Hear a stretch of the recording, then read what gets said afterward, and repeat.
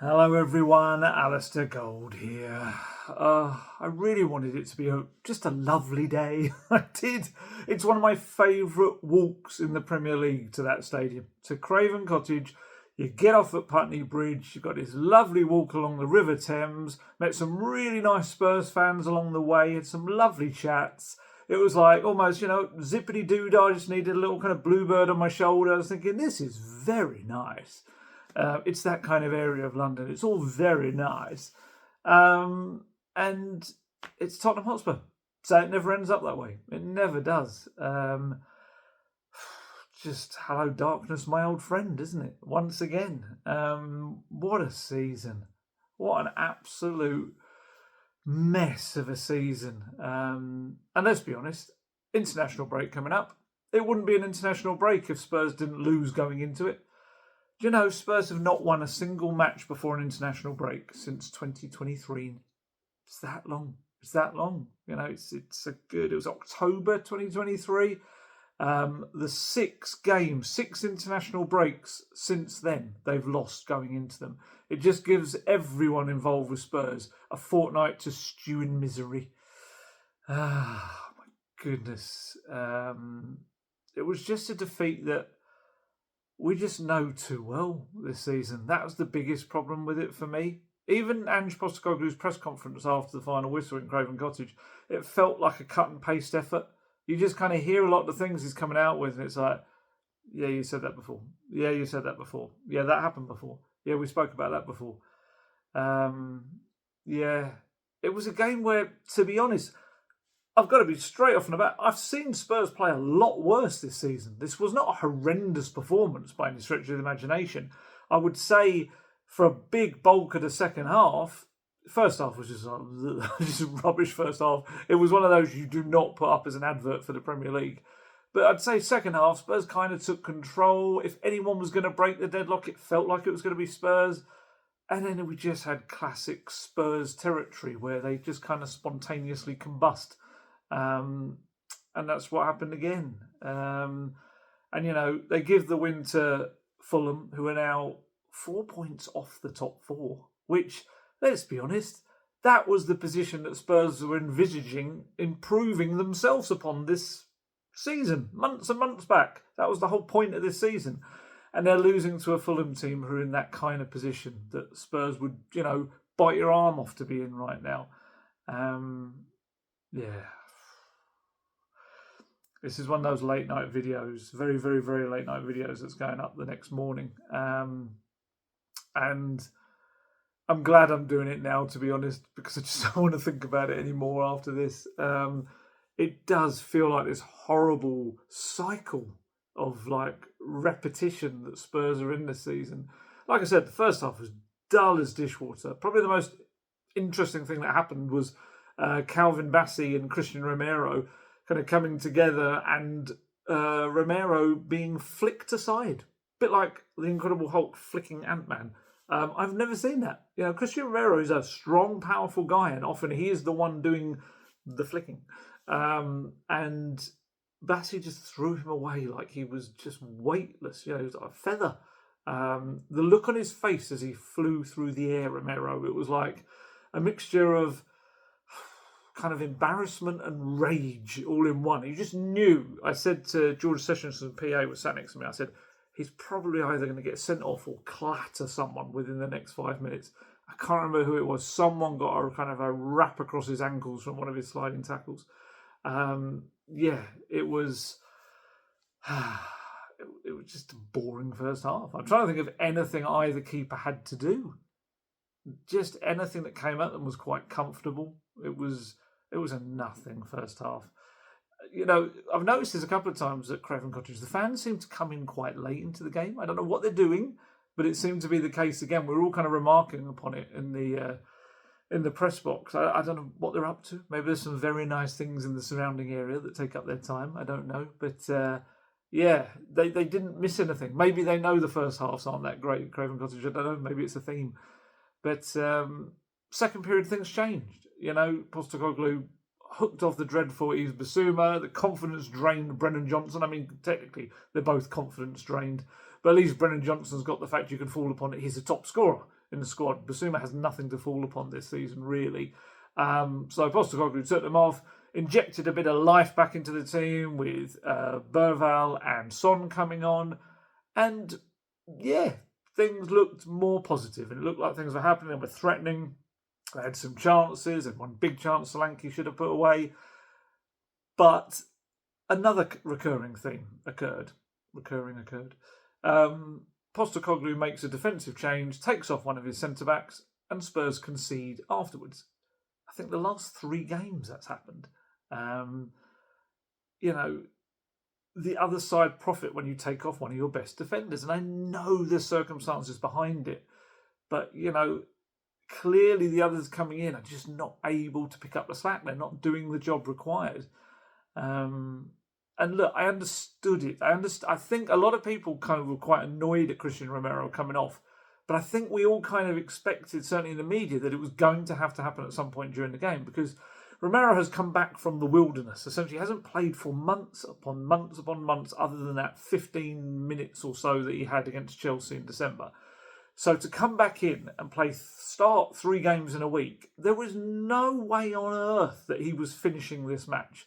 So we all presumed he was going to come off around the hour mark. I think it was 68 minutes in the end.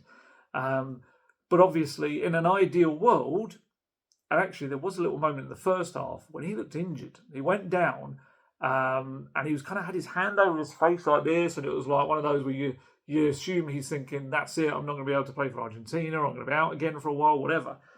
But weirdly, they kind of waved away the physio coming on, and then he played until the 68th minute. So I don't know whether there was anything in that, and at half time they said give us another 15, 20 minutes, I don't know, or whether it was originally pre-planned.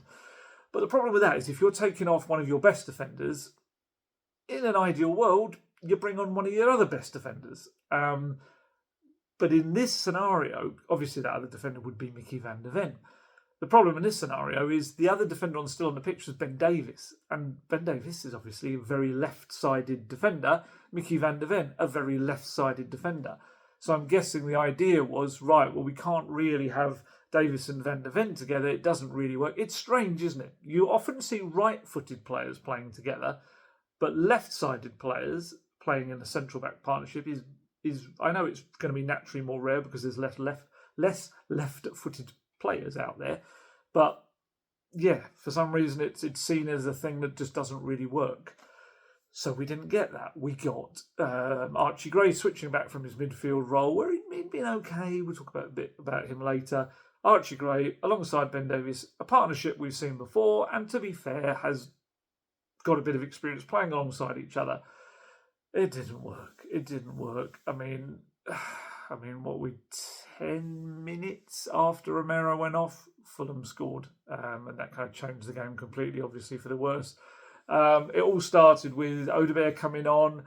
He had the ball, and I think partly it was a lack of options to pass to, but mainly just him heading down this kind of dead-end, ridiculous alleyway between 3 Fulham players.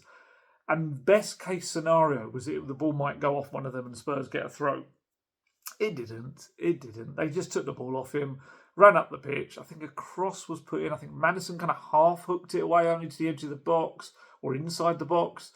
Adama Traore knocks it back across. Pereira then tees up Muniz, who destroyed Spurs, I think it was last season at Craven Cottage as well, hits this kind of very clinical low shot that looked like it was going wide from where I was, but no, it nestles inside the left-hand post.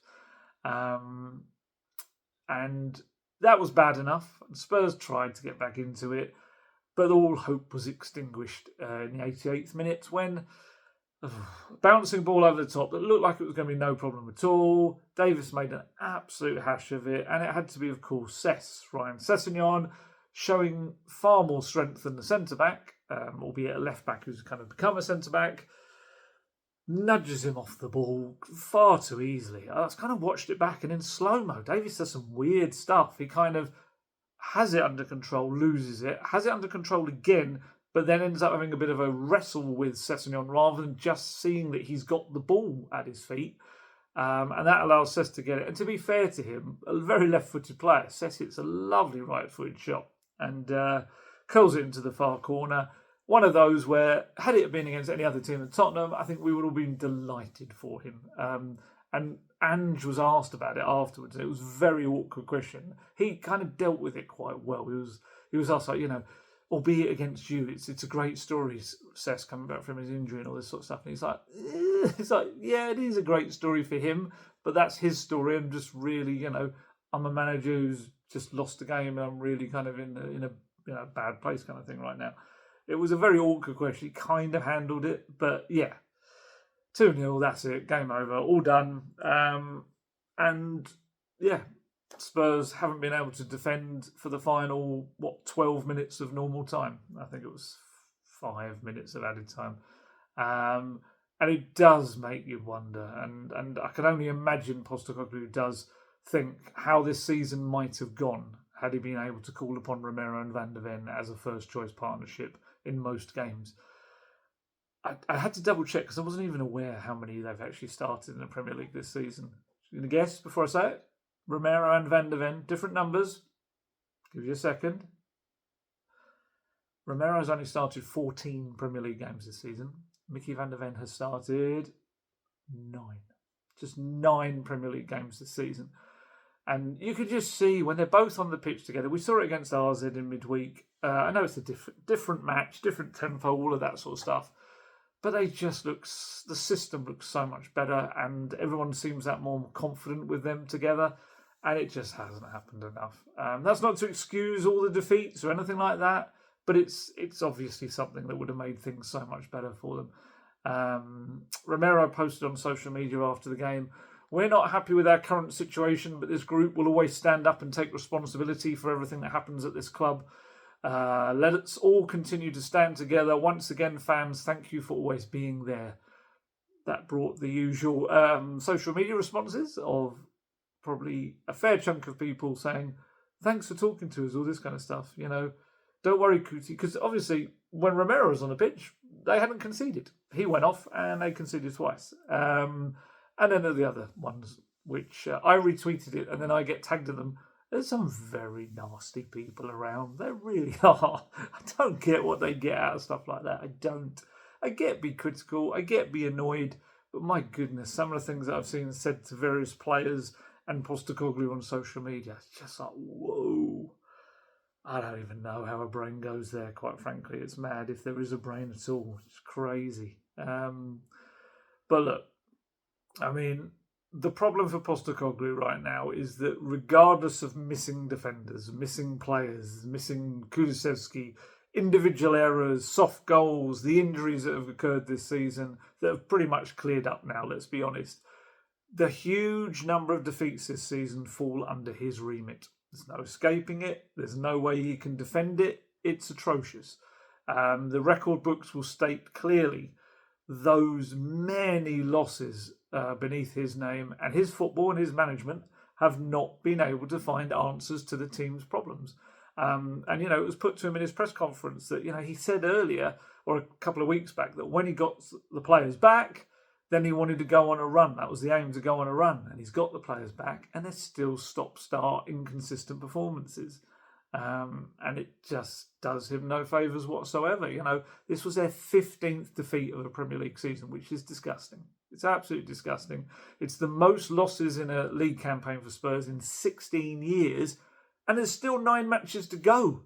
There's some very difficult games in those 9 matches to come as well. Some tricky away fixtures too. And look, only the bottom 4 have lost more games than Spurs this season in the Premier League. Only Southampton and Leicester have actually lost more away from home. It's dreadful. It's absolutely dreadful. He was asked kind of what he would say to the fans, who have seen 15 Premier League defeats this season, and obviously I think it's another 4, I think it's 19 maybe in all this season. And he said, "I get the disappointment. It's unacceptable to see 15 league defeats. It's nowhere near good enough, nowhere near the level we need to be, and I understand the supporters' frustrations with that." That's a problem, nowhere near the level. We've heard that too many times. Today wasn't so much about performance. It was just another day when we let a game get away from us that we shouldn't have. We weren't played off the park, and I felt that up until the point they scored, we were the team that was getting on top. We had a couple of good chances to go 1-0 up, and that would have put the pressure on them. But it's happened too many times this year. We've given the opposition a lift into the game by conceding soft goals. I did have their chances, Spurs. Solanke had a couple of headers that he put off target. He then knocked one over the crossbar. Matisse Tell had a curling shot that Leno parried. Madison kind of chested it back towards Solanke, and he was only about 4 or 5 yards out, and he kind of loops it over the bar. It wasn't good. Solanke then had a late shot saved. There was also a penalty shout. Lucas Bergvall was brought down by Calvin Bassey. Looked penalty to me. I think the explanation for why he didn't give it was that Bassey's leg was there first and Bergvall hooked it. Didn't feel that way to me. It felt like he knocked his leg. There was a penalty call for Fulham as well in the first half that could have gone against Spurs as well. I think it was Spence pushed. Was it Bassey? I can't remember who it was now, but there was someone he pushed. So you could maybe say it was much of a muchness, although from what I understand, the pundits were saying that one was theatrical, whereas they were all saying the Bergvall one wasn't. It looked certainly. It sounds like a Arsene Wenger excuse thing now. I didn't see it. I didn't see the first one in the first half, the Spence push, because the power went down in our area of the press box, so we had no replay screens at that point. We had to kind of all move, so I only saw what happened after that. So it is a genuine excuse. I'm not just saying I did not see it. But yeah, Postecoglou was asked about the penalty appeal afterwards, or the claim. And in what was a traditionally hushed Postecoglou press conference, the look on journalists' faces that aren't used to a Postecoglou press conference is incredible. When he's lost, it kind of comes in, it's really quiet and everything. We've kind of tuned in now that we can hear what he's saying, but there are so many people, you look at them, like quite maybe older journalists who haven't been in one of his defeats, as it were, and they're like, like that kind of thing. And when he was asked about Bergvall, he kind of got louder and he kind of spoke a bit more. It was clearly something that had irked him. And he said, I'll leave that to the officials, but I will say that we don't carry on like a lot of other clubs. I think that hurts us for sure. I don't think there's ever any noise around us and decisions. We get one slightly in our favour and there's national headlines for a week. Things go against us and there's not even a sentence on it. Probably true, but the problem with that for me is that they're taking the meek position that Postecoglou, he sets the tone for that. He does. He's got this thing about not questioning decisions publicly. He doesn't want his players to complain to officials because he feels like it's just wasting time when they could be playing this relentless football. But the problem is, if he's not really up for saying much about decisions and he doesn't want his players to moan about them, then he can't really complain if no one else bothers to complain on his behalf.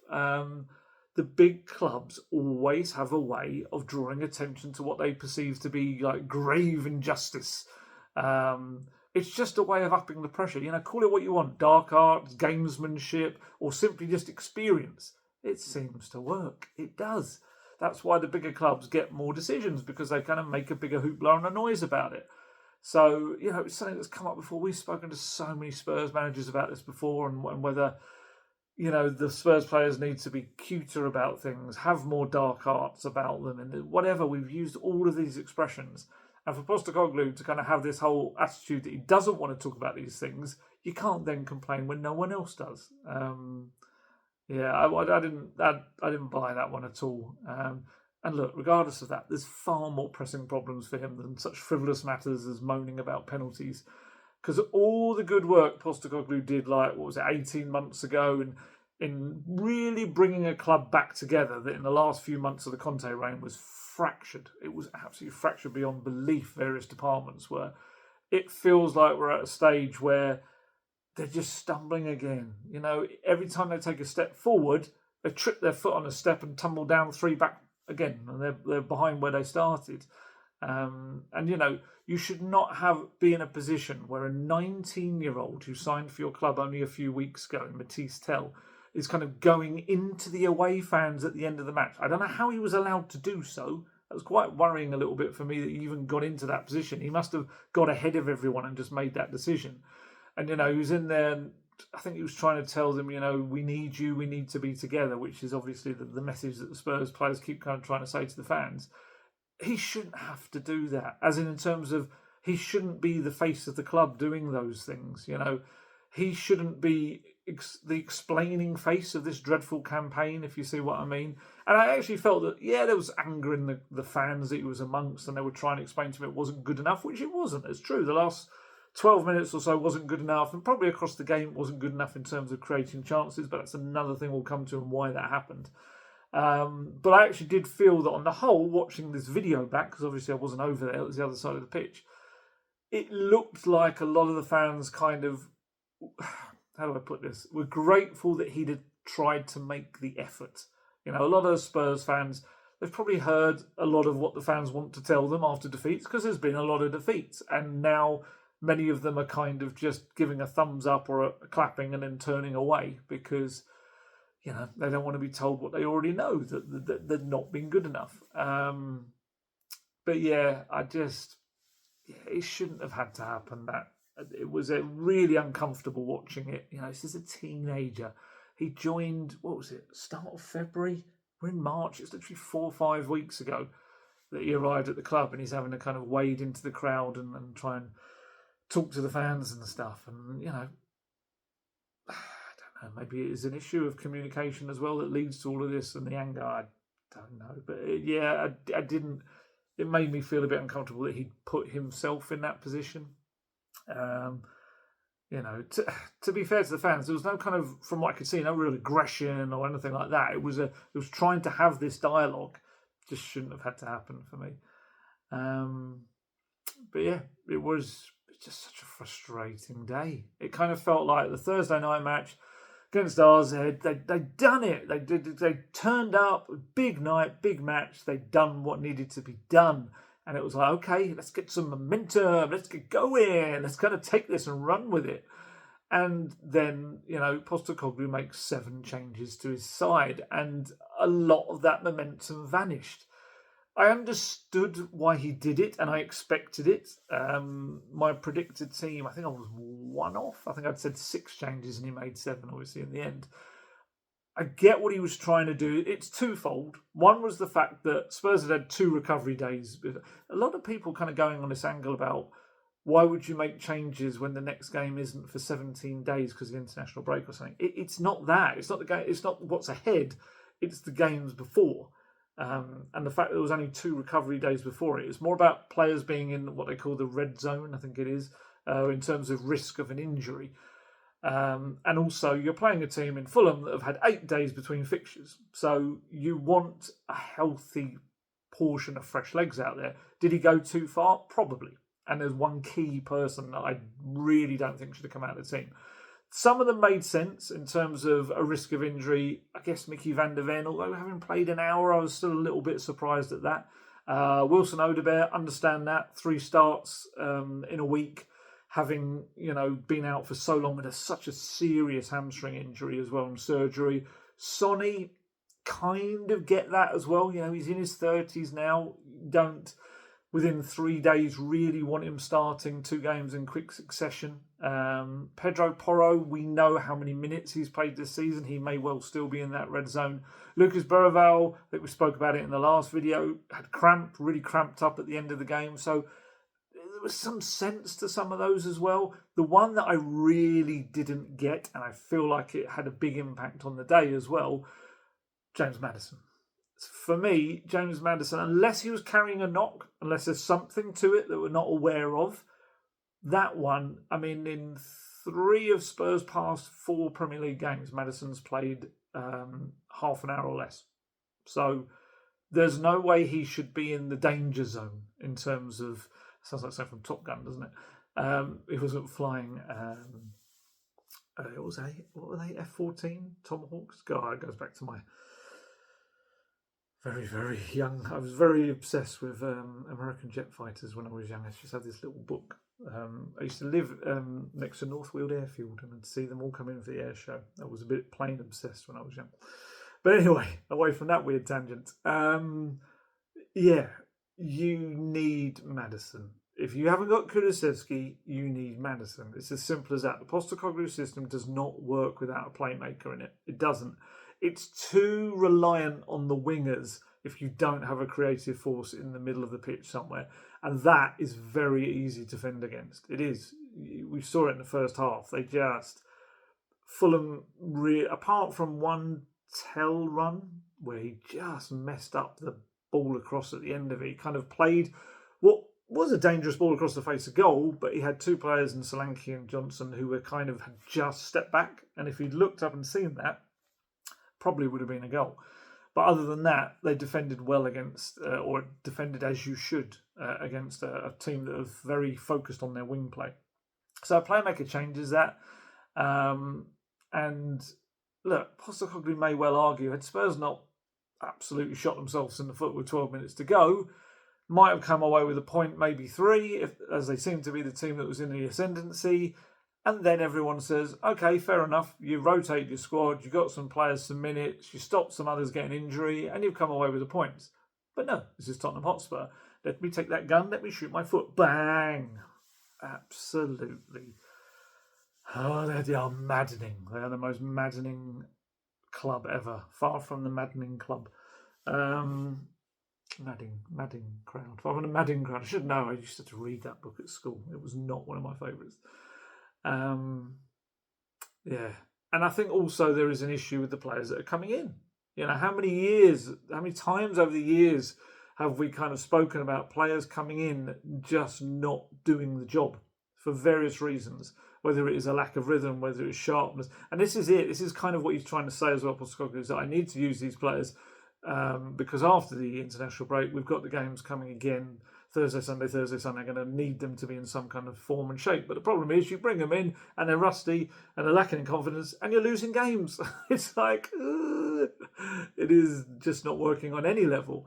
Here's Bissouma comes in and without putting too fine a point on it, it's just been dreadful in recent weeks. He really has been so poor. He's such an experienced Premier League player, yet in the 3 of the past 5 matches, he's been taken off at half-time.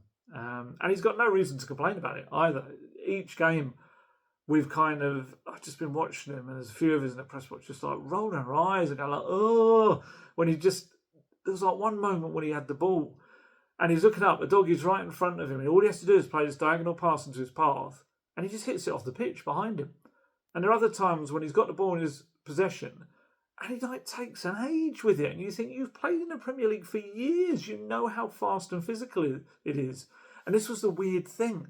He's 28 years old, yet at times in this first half, he looked like he was playing in a pre-season friendly, thinking there was no tempo to it. And then other times, he looks like a kid who just was maybe playing their first Premier League game and was panicking and playing silly passes. It's like a nervous teenager. He lost 5 of his 7 duels on the day. Like I said, played some really panicky passes, which are either too powerful, misplaced, put teammates under pressure. I think he had a pass success rate of something like 82% maybe. And for someone like him, who mostly plays very short, easy passes, that was noticeably lower than his average normally is, or his percentage is. It just didn't have the radar that's required to know where his teammates or the Fulham players were. I mean, the Bissouma that made such a name for himself at Brighton, it kind of like he's left the building. It's really mad. He used to be unplayable for them sometimes. He was unplayable on occasion for Spurs. Now he's unplayable in a different way because you can't really play him. It just is that bad right now. And he was asked after the game, Postecoglou's like, what are you not getting from him if you're having to take him off 3 half times in a row? And he said, I just feel Bis can sometimes let the game drift by him. He needs to be a little bit more dominant in the way he gets on the ball. At times, I think the game gets away from him, and today we needed more in that position. I needed him to play, though, because he hasn't played a lot. At the same time, you've got to perform. it's fair to say Biss and a few others are probably lacking a bit of confidence. That's affecting him, but we're at the point of the season now when we need guys to get out there and put those things to one side and perform. So he was asked, are you worried that you're just not getting through to him? And he said, it's not about getting through to him or a lack of effort. I just think with players sometimes they go through these spells and he needs to find a way to break through that, and we need to find a way to get that out of him. But the trouble is every time they're playing him, he's letting them down at the moment. He's letting himself down. So it's very difficult, I think, for him to break that cycle. Don't know, maybe he just needs a very winnable home game to be in it. But we've seen very winnable home games from Spurs that have not been won and they've been lost. Been some dreadful ones, Ipswich, Leicester. Oh, I shudder at some of those, and more that have gone out of my brain. I think I've tried to purge them. But yeah, and then you've got Brennan Johnson. Brennan Johnson, you can see the confidence has left his body. And like I said, Spurs top scorer, 14 goals. I think the nearest one is 11 after that. He's quite clear in that, yet his runs off the ball are lacking in confidence. His movement, his runs with the ball are lacking in confidence. And he is also in the back-to-back Premier League games now has been taken off at half-time. So it's not going well for him at all. Probably one who just needs to go away with Wales, play some games and just get himself back into a different mindset. I asked him, Postecoglou, about taking them both off. Why did he do it? Essentially, what did he need from them that he wasn't getting? And he said, I felt we needed more going forward. And I thought we started the second half a lot more positively. I felt it was going to be a kind of game where there wasn't going to be a lot of openings. But even within that in the first half, I thought we could have been a lot more positive with our play on the ball. I think that happened in the second half. But again, irrespective of that, if you concede soft goals like we do, then you make the game really difficult. And to be fair to Johnson, at that point, it probably could have been him or Tell or both coming off. Neither had been particularly great. Probably Tell stayed on because of that run that I said. He kind of showed a bit of threat in that moment and showed it could get up there and get the ball across. And he did improve in the second half, I felt, on the right. I thought he got better. He curled in a couple of quite dangerous crosses. One of those was that Solanke headed wide. Had that shot that Leno parried as well that led to another chance for Solanke. So he was starting to make a bit of an impact. And actually, he's showing that he can dribble past players as well. Showed some really nice touches. But also, even with that in mind, it seemed logical to me to then bring on Odegaard. I know people were I saw people complaining about that when that happened. But, look at it on paper. This is the guy that has absolutely starred against AZ Alkmaar. He's been the match winner. He's scored 2 goals. He's brought a serious threat during that game. And it's the 77th minute. And you kind of think, I get that. Bring him on. He'll make an impact, and maybe he can be the thing that unlocks the door for Spurs. He didn't. He unlocked the door for Fulham, unfortunately. A minute after coming on, he makes that run into a blind alley, gives the ball to Fulham, it's turned over, and they score. And he didn't bring much else after that, to be honest. It was chalk and cheese compared to his performance on Thursday night. On the other side, the other flank on the left back, Destiny Udogie was back. I would say he defended pretty well on the whole. I was looking up his stats as well. 9 ball recoveries. He won 10 of his 14 ground duels, succeeded in 6 of his 7 tackles, made 2 clearances, 1 interception. But going forward, he was very loose in his play. He kept going on these runs that kind of went nowhere, or he'd give the ball away. There were a couple of times you could see Sonny getting quite irate with him and annoyed. He was telling him something with a lot of gesturing and flinging his arms out. Just, I guess, Udogie's decision-making in the final third sometimes just isn't there. That's something that really needs to be worked on. On the other side, Djed Spence, some good moments in dribbling with the ball, definitely. I still don't feel he's shaken off my suggestion, my feeling that I think he's better on the left. I do. I don't know what's happened there. And it may just be that he gets to invert and he comes in on his strong foot and he can go through the middle better that way. I just feel like when you see him go on the left, he looks that little bit better. Don't know if people agree with me. Let me know. Is it just the fact that he's got used to playing on the left this season, maybe, in this system? I don't know. But to be honest, there were very few kind of major positives you could take away from this game. Like I said, we got to see Archie Gray make his debut in midfield from the start of a game. he looked like a player that hasn't played in midfield for a while, which is weird for a player that's his natural position. There were some elements that were good. I mean, he had a 94% pass success rate. It was quite tidy and efficient with the ball. Two tackles, succeeding in both of those. Made 3 ball recoveries, 2 clearances, 1 headed clearance. He did quite a bit of defensive work. However, strength on the ball wasn't there for me. He only won 3 of his 7 duels on the day. Maybe get him going with Lucas Bergvall and Dejan Kulusevski to the gym. I asked, if you don't know where that comes from, I asked Ange on Friday, or did I speak about that? I might have spoken about that in the last video. I can't remember when I did the video now. I think it was late on Friday, wasn't it? I asked Ange, like, where's Lucas kind of got this extra strength from? And he said he's just essentially stuck to Decky's hip. So Decky goes to the gym a lot, and so does Lucas. Maybe Archie Gray needs to do that. He's a big lad. Having interviewed him, he is a tall lad. He probably just needs to add a bit more to his frame. I mean, he's only just turned 19. That's all to come as well. But look, there were little signs in there that if he can get a rhythm and a run in that position, he will be better for it, and he will be a terrific midfielder. He certainly was no worse than Rodrigo Bentancur, who there's a lot of bluster from Bentancur, a lot of pressing and like sudden runs, but not really dominance in his performance. I think that's what's missing. He's had some couple of good performances. He's had more performances this season than Bissouma that we can look at and go, okay, yeah, Bentancur was good today. But he's wildly inconsistent as well. And again, 2 experienced players in your midfield being wildly inconsistent with performances. How are the young ones supposed to cope with that? How's the team supposed to cope with that? So now we're at this point where the international break is upon us. And it's actually going to come at a good time. I'm never one that enjoys the international break or seeks it or wants it to come in any way. But I just kind of feel we're at a point where people in and around Tottenham just kind of need to clear their heads, get a change of environment. That includes Postecoglou.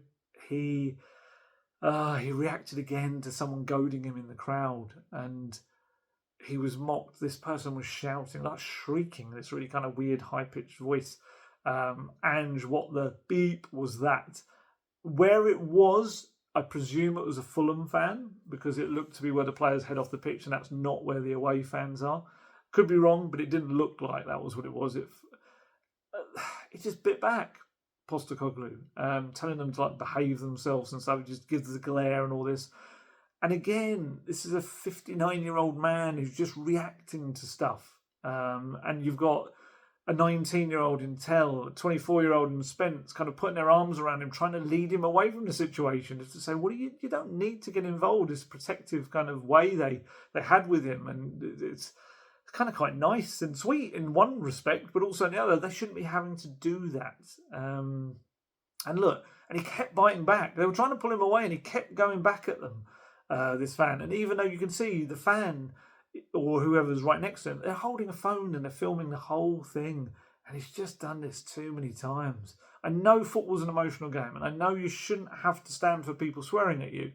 But when you are that experienced and you've been in the game for 26 years as a coach, you just don't need to react. It should be white noise. It really should. He just reacts too regularly. We've seen it too many times. I don't think it does him any favours. I think it looks like he's rattled. Don't like it. I'm not condoning what's said to him. I don't like that. This culture right now of deliberately doing stuff like that as well to get a video, get a reaction, be able to put it on social media. And they got what they wanted. He just gave them exactly what they needed. He gave them the attention that they've been kind of craving. And for someone that acts like it's kind of things are water off a duck's back to him, he actually contradicts himself a lot of times when he says stuff like that. I mean, for instance, on Friday, I wasn't able to speak about this, was I, on the last one, because it was a 10:30 embargo. But he told us how criticism doesn't bother him. And then in the next answer to the next question, launched into this really lengthy, interesting monologue that kind of showed that it does get under his skin, and it has annoyed him, the criticism he's got over the years, and especially in the Premier League. So he does contradict himself slightly. And it was a very interesting monologue. A lot of it kind of rang true when you look at it. He's talking about Mr. Hindsight and things like that. Yeah, it's okay. That's fair enough. There are a lot of people that only criticise afterwards and they won't admit when they got it wrong beforehand. That's football. That's opinions. That's a lot of journalism as well. That's pundits, whatever you want to call it. But ultimately, I just feel like in a season when Spurs are 10 points off the top half of the table, that's how bad it is right now. It doesn't feel like it's the time when you should be hitting out at the critics when you've had one good win. Like, Pierre, take that back, take that. And it's just like, not now, not now. If you go and win the Europa League, do it after that. Fantastic. I will stand there applauding you because it would be a marvellous moment. But yeah, it's not the time to be kind of trying to hit back at people. Do that on the pitch. Do that with the results. Do that with the coaching and everything that goes with it. Because look, he's fortunate right now that bottom three are so cut adrift. They really are. Otherwise, there'd be a lot more jeopardy in the Premier League side of things for Spurs. They're kind of being able to just, I guess, what's the word for it? Just kind of amble along at this weird, inconsistent way because those below are that dreadful. Yet 2 of the 3 of them beat Spurs. 3 of the 4 of them actually beat Spurs in the bottom 4 if you're going to go there.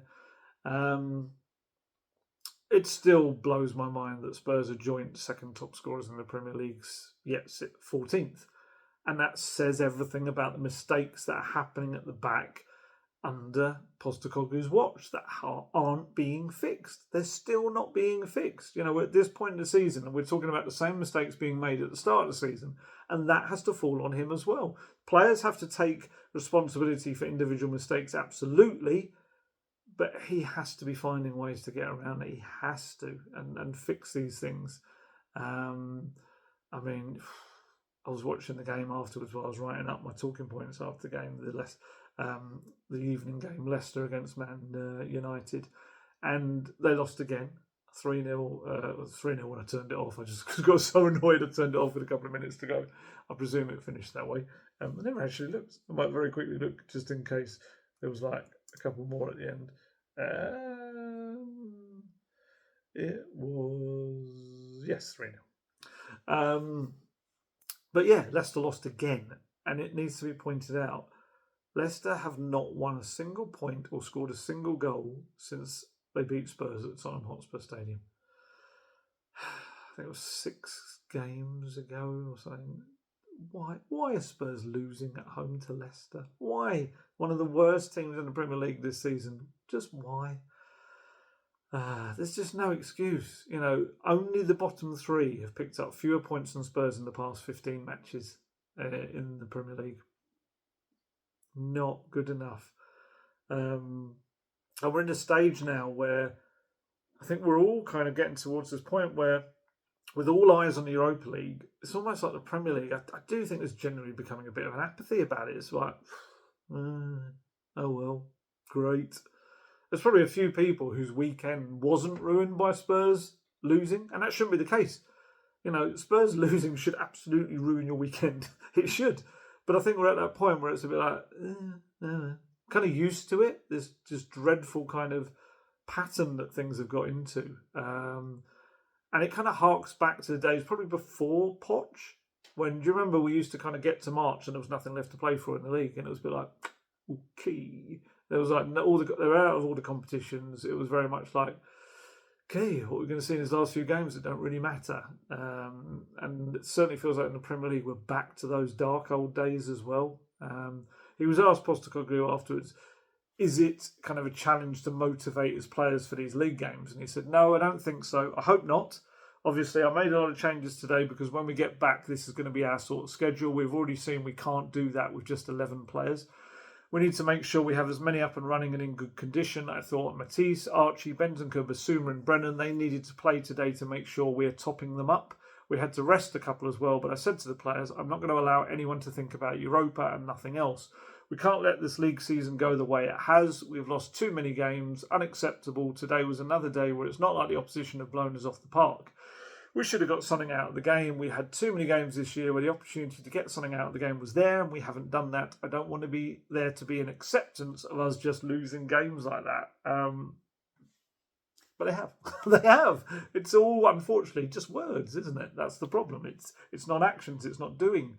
It's all very well saying you need these players to top up their minutes, but if those players are topping up their minutes by Spurs losing, it's achieving very little. You might argue, and he might argue at the end of it, if he wins the Europa League, which would be an amazing achievement in such a dreadful season, he could maybe say, look, I kind of had to almost sack off the Premier League in a way to try and get minutes into these players in case I needed them in the final week so that I could play my strongest team maybe in the Europa League. I don't know.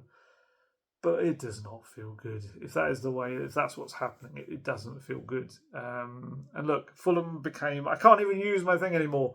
The stat I always used, that Liverpool are the only team to have beaten the Spurs by more than a single goal this season, that is gone. Fulham have joined that. It is now Fulham and Liverpool that have done that. But it doesn't matter. It doesn't matter. All that matters is another little mark in that L column. Defeats. I don't know why I could have said losses.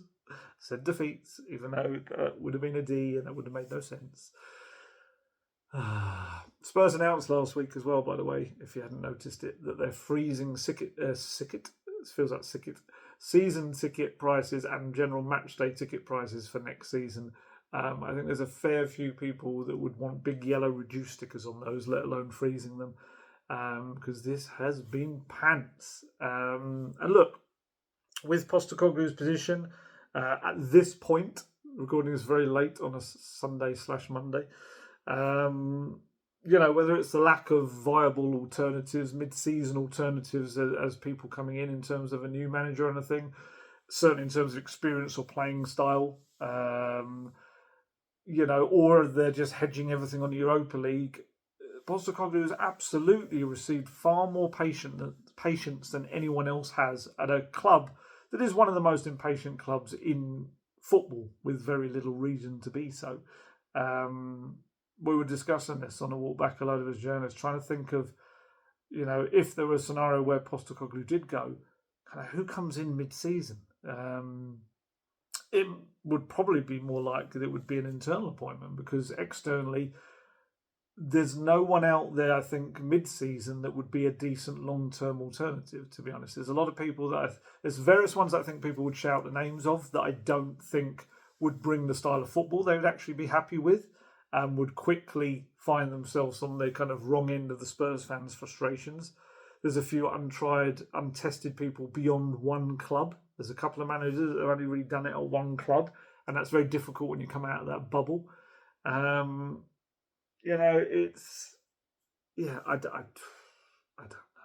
don't know. I genuinely don't. It's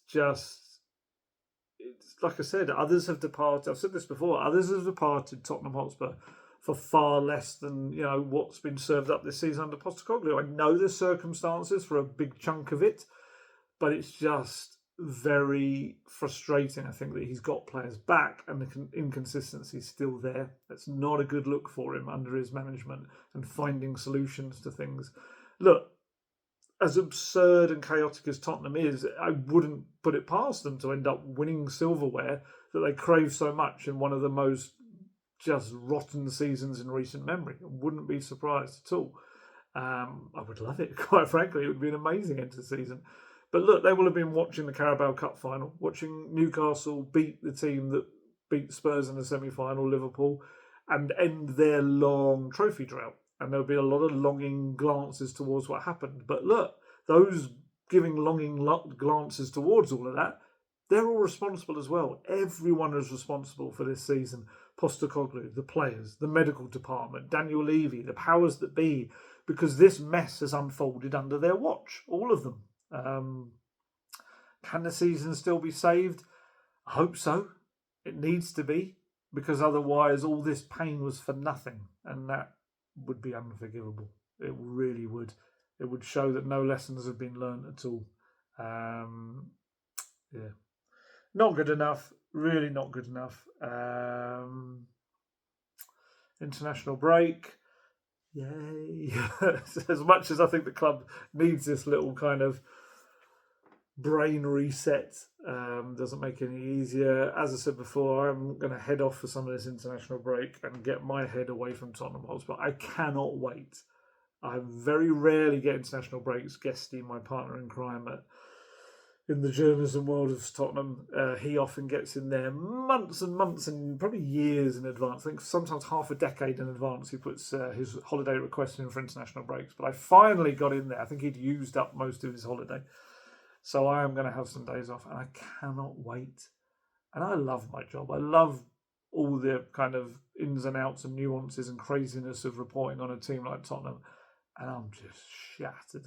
I don't do any exciting job or difficult job. I'm not a doctor or nurse or work down a mine or anything like that. I'm just a guy that writes about a football club. But even I'm like, holiday, please. So yeah, that's coming up and I will get away. And of course, when I head off, things do seem to happen. So who knows? I've got a few working days first for the international break. But then I am going to have my own international break. What else? Marathon stuff. Did a 20-mile run Saturday. I was going to say yesterday. It's not yesterday anymore. That was painful. It was painful. My knees. It was one knee that's been hurting me. Now both my knees after a run that long just went, I hate you. I hate you with a passion. They've actually filed for divorce, my knees from the rest of my body. Yeah, not good. Not good. But hey, we'll try and get through it. I've tried everything on them. I've tried knee supports, that kinesis tape. I can't remember what it's called now. I've tried that. I've tried little bands that go underneath the patella on my knee. I've tried everything. I think my knees are just screwed from many years of playing like five-a-side football on hard surfaces and stuff like that. And I think I have destroyed them. But we just need to get through. We need to get through. And all for the aim of getting money for a good cause. Thank you so much to everyone that's donated. Every time I mention it, people always donate, and it's incredible of people. I think we're getting towards 23,000 now. I think we're getting there. Have I got it here? We're up to, the running total is 22,808. So we're getting there. All going to cancer research. So a positive out of my body falling apart. Yeah, I'm going to need this holiday, although I'm going to have to do some running on it because I messed up the timings of it all. But there we go. Right, let's go. Let's escape. I might, before I head off, try and do like a little loan up. Someone asked for a little loan roundup video, so I might do that. And who knows, the next couple of days might bring us some other stuff to talk about. So I may have to do another video anyway. So we'll see. I might try and do something before I go. Just a little kind of, I think the club finances are due to come out soon as well, which is going to be an awkward one. So we will hear from Daniel Levy, certainly at the least with those. Yeah, which will be an interesting one, especially fascinating to see kind of what comes of those. So yeah, if they are out and before I'm heading off, I'll do a little video on those as well. Otherwise, I just want to escape. Let me escape. Let me escape this madness. Right, time to head off because it is very late. I'm trying to think of anything else that I needed to say. I don't think so. I haven't even looked at how the loan players have done, so I probably will have to do a little kind of roundup on them anyway for people. But yeah, also just thank you to the Spurs fans I met today. I met some really nice people. They're very pleasant, and we had some good chats. And they were both a couple of people very nice about these videos as well, which was very, very nice to hear. It's very cool. And yeah, this is kind of why I do it. It's partly cathartic for me, and there's other people kind of helps them process what's happening at Spurs as well. And it's not good right now. It really isn't. But hopefully something happens that changes all of that and we start heading in a positive direction again. Please, please. Right, time to go. As always, stay healthy, stay safe, look after yourselves, and I shall catch you later. Goodbye.